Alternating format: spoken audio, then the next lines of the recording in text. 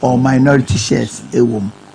And I war OSCs and no regulatory entities no where ammonia profit making organization, but they have other functions of regulating activities of government and other services. So maybe it's a DVLE, which is a MPA, Petroleum Commission, GPNC, PRC, you know, those kinds of entities. No, their motive is not to make profit. Sometimes the government support the sometimes internally generated income account. So that there are specific legislation, more levies, no more at the running. And there were JVCs, no, and no government investment, it is a Goya, Ghana Commercial Bank, and all that. And I what SOEs, no. They seek to me a year. And sometimes I buy almost kasa. I am in blame on because someone did the almost can I say. Because it say ato forcing finance minister. Yeah. Ombo economic forum no. Okoka say I buy companies in boka. Na Cocoa Board 2023 as a 2022 no. Omunya profit of 2 billion. But artificial profit. Artificial profit because now cocoa bills are also muchianko for cano. Omunchia. This is financial illiteracy at its best. At its best. Just say be a sheda. Maybe in this or sheda. Me this until you all can I say. Because our company now running now revenue for the year. Now uti operations film uti taxes then and amount profit and I'm as to indebtedness uti ane and no affect working capital. It do to be at the capital so why a profit. You understand the fact say udika when giano and just one your profit yeah. And until 2023 for instance ufa buster they made profit. But they still had negative equity. I can assure you, one of the flagship programs are Nanado dan Kwaku Fado. So we free SHS FIWA or dear bar a beboa this country forever. A year cigar or the bar, you know. At a point in time, Kwaku can say cigar crehun and TS. Because the background, I think Sir Franklin could join. Or can be weak again. You see, as far back as 2016, total number of companies are almost to present that time no. Now you were cigar in ho, now you SEC, State Enterprise Commission, and a DIC. Now anti SEC no na a office one omo report go. The whole of 2016, no.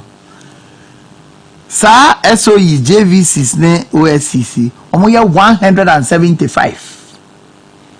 SOE is here 53, JVC here 47, and OSCC here 75. Sa 175 the whole year in 2016, no. Nipa companies 18 per and represent almost financial statements. Out of 18, no, 16 of the financial statements a management account. Two per and represent audited accounts. It is anka Nanado dan Kwaku Fado oba abemu 2017 no. Onya record bia anka say whether SOEs na your profit and no loss. Because audited account there's nothing like that. And I can tell you on authorities even 2016 year make actually we so report here best 2022. This is the first time in the history of our country. Afi ason 8 months after afi son you know you to me I hear your state ownership reports. I hear very current 2023 me call cigar.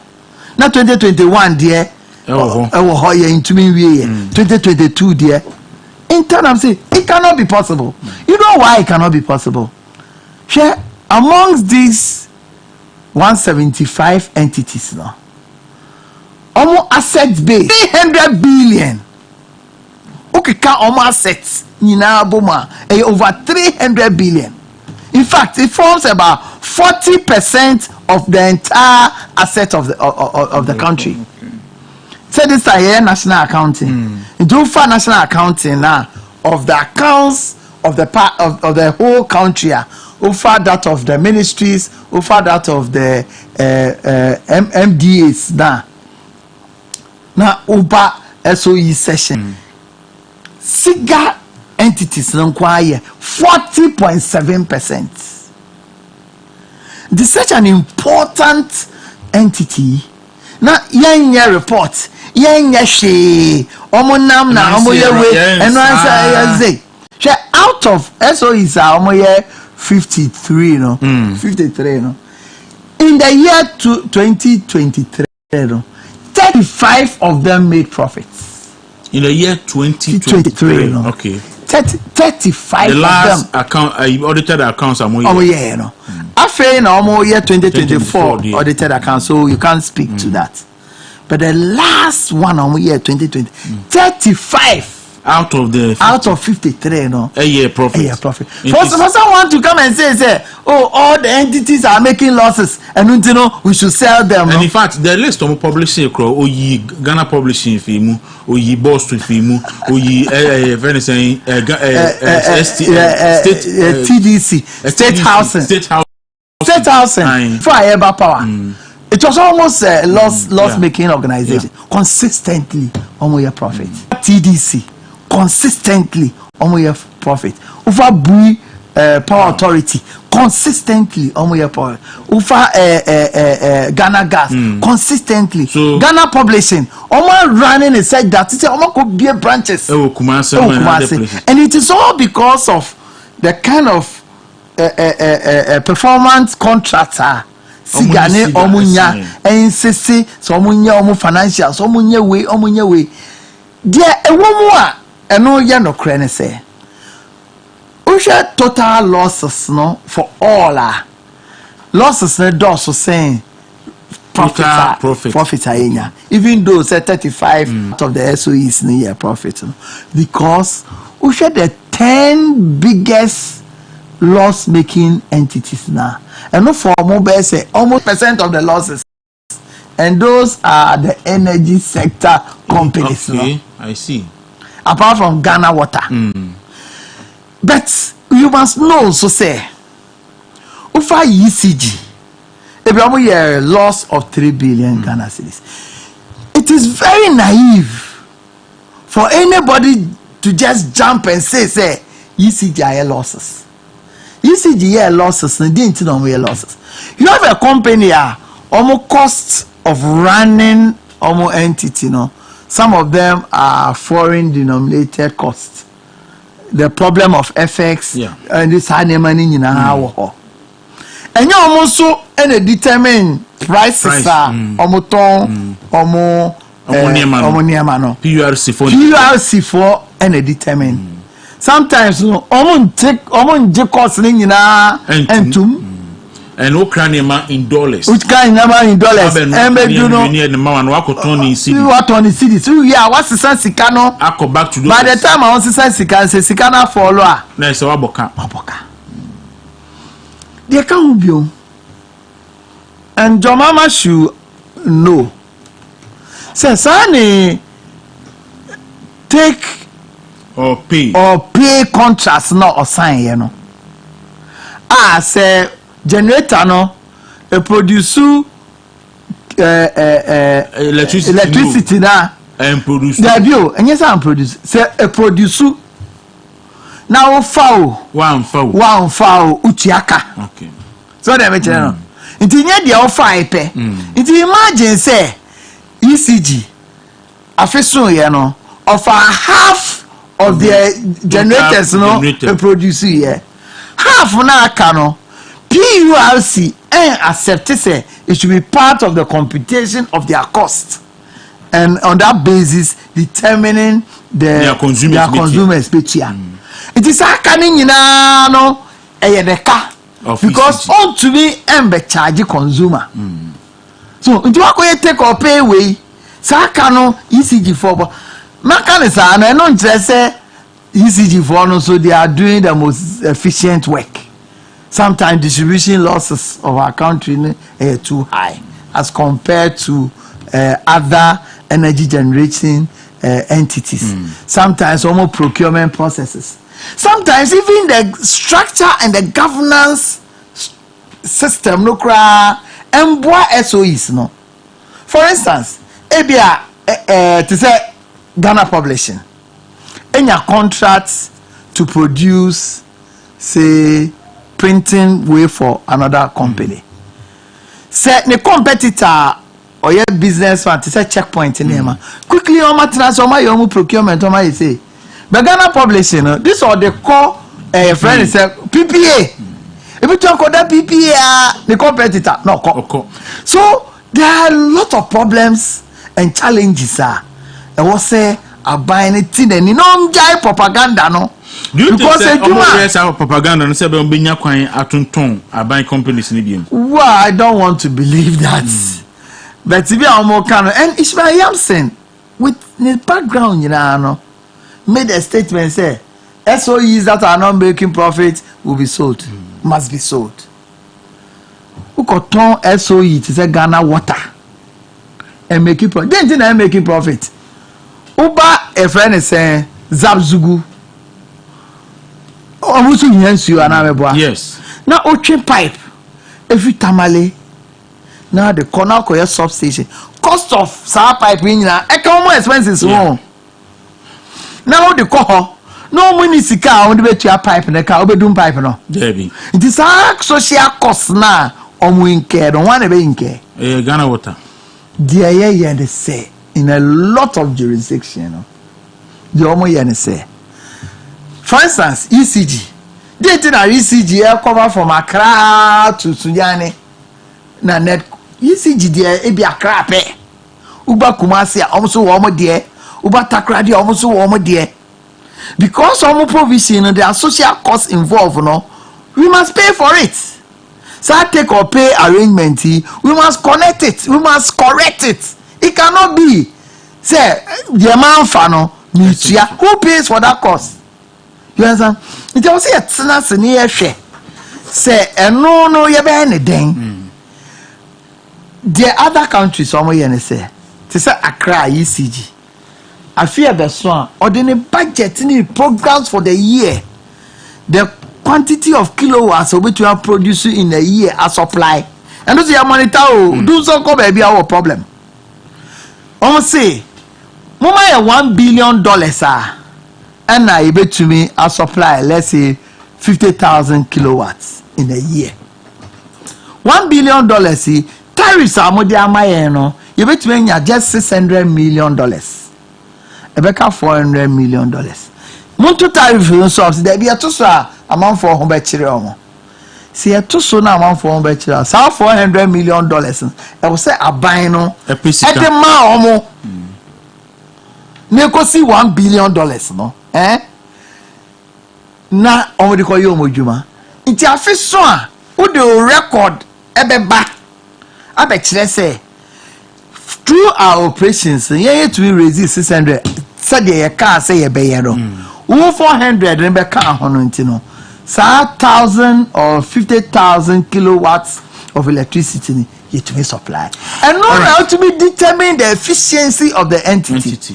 And nothing I walk say I said yes to sell because you see from as a ECG sale no there aye as a new to no motor but you see say yen center right political party yanton ECG I don't know a socialist for never it to be criminal for a social democratic so-called social democratic party to be thinking of selling ECG or selling Ghana Water. And the board also. No, it will be criminal, and I think that they will never be forgiven. They will never be forgiven. You understand? Because many of these challenges, if it is about appointment of directors, more appointed or more well qualified, well versed to manage the entities. look for those people to manage the entities. Mo board nso a monjai say Muslim go for ba say mo contractor and correct in the interest of the entity. Monjai say nipa eduma no ye no e also odi nipa 200 the full soldiers were hunting ya be 500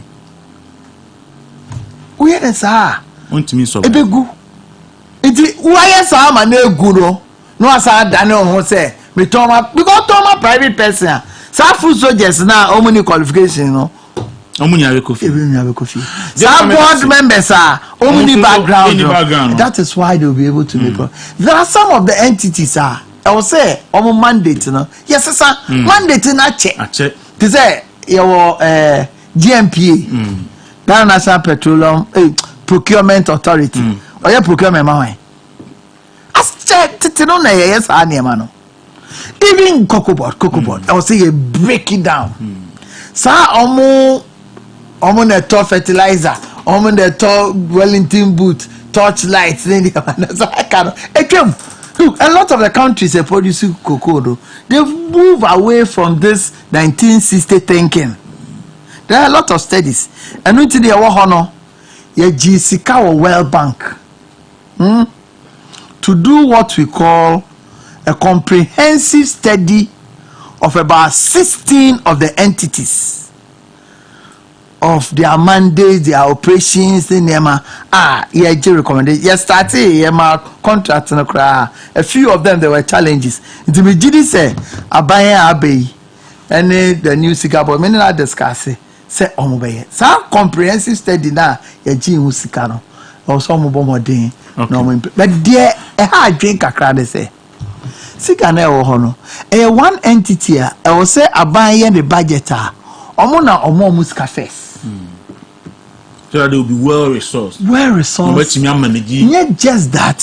For them to attract the most qualified people. Because maybe who say the point is not even about qualification. It's about the Nyaoka want some earlier. No? Say Abani decided say Obama SOEs ne JV so na ye adwuma be adwuma because all my qualification na siga no qualification na we start na by go so the contract emma ECG for there how do they become effective qualification and integrity of those who are expected to supervise those who are working nipa no qualification or integrity da aban ya ade na onya obeka kire no na okacha aban so onye aban so onya obeba ye nyina yate. I believe strongly so some of the SOEs no there's a need to divest government interests in a lot of them. Example. I can give a lot of examples. Many of the SOEs, it's like Ghana Publishing, TDC, and most of the SOEs now. Of national security concerns to say Ghana Water, ECG, yeah. Many of them na national security operations no. We should limit the involvement. Unlimited. It's not just about buying.